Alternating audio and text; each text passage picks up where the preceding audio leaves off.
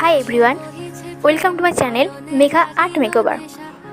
যেহেতু সামনে হোলি, তাই হোলির জন্য একটা আই লুক ক্রিয়েট করেছি, তো সেটাই তোমার সঙ্গে শেয়ার করব।